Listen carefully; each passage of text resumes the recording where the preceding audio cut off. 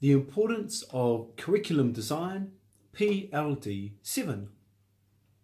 Now, in times before digital learning tools, super fast Wi-Fi, and access to a range of digital learning tools and platforms, there was the industrial age of the 19th century. There was only one direct way of teaching and delivering knowledge in those times, and that was a teacher-led approach. And the content was delivered with a punitive, direct, and teacher-led approach, which, like most things, has good and bad outcomes. Now, one of the bad outcomes being the statistics for Māori in today's world. The sad part is that in today's technological era, and with the capabilities we have in today's world to engage and incite learning experiences, there are still many schools, departments and classrooms where this traditional approach needs to change for the benefit of the students we teach. After all, we are in the technological era, 21st century, with 18 years of millennial-born students and children in our education system and section from 1-year-olds to 18-year-olds. And these students are digital savvy students in both primary, secondary school and moving forward. Is this why we have unengaged, unmotivated, digital content consuming, digital natives bored in our current 19th century pedagogy approach in the classrooms?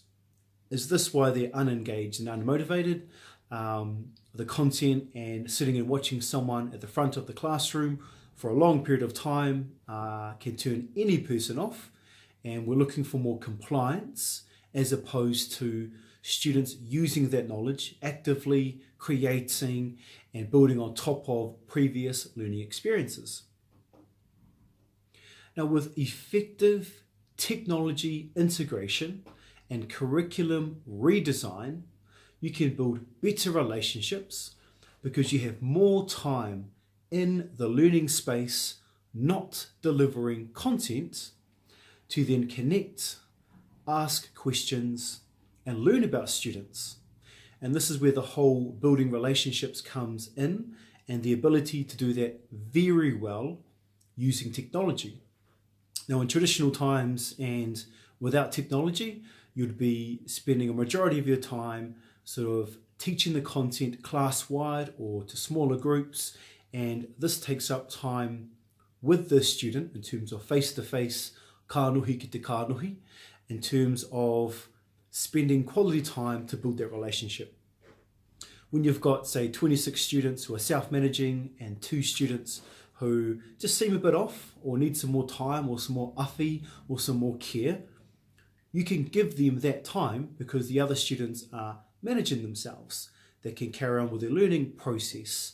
They can be at a level that is determined for them, by them, because of the way the curriculum was designed for that learning unit.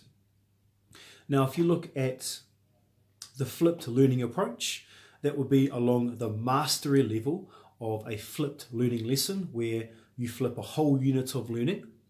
And here below are some links and one educator that I want to highlight who's done an excellent job in terms of setting up his department, flipped learning lessons, digital content accessible 24/7, anytime, any pace, any place, is Matt Lambert.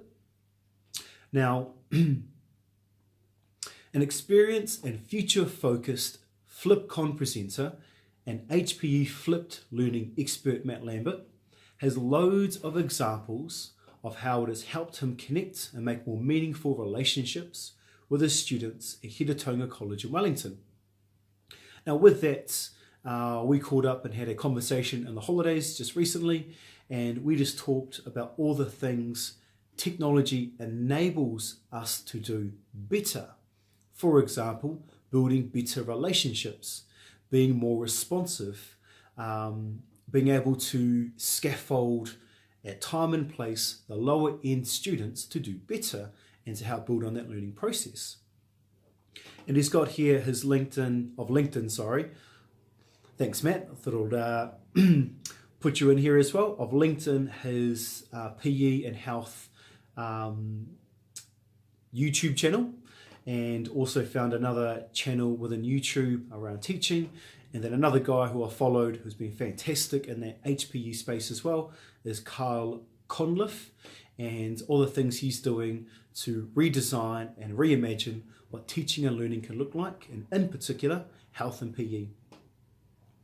And so I've just ended it there in terms of the importance of curriculum design, and in particular, utilizing digital tools and digital applications. And as a side part to the PLD, this can then increase relationships with your students, and especially students who crave and need their relationship to then be successful in learning. And in here, our Māori students, Polynesian students are very relationship based, where they need to know that you care and that you are there for the person before the learning. And if you go back to, where is it here? 21st century pedagogy, I think it's in terms of connection before content. Connection before content. And this here can enable that through the way that you design your curriculum learning units. Down here to the bottom, we'd love to hear any feedback and comments, so click on this icon here to access this open document. And the more that we share within the small community, the more that we can learn from each other in this space, and what we can do better to design our curriculum units for student agency and consequently success. Kia ora.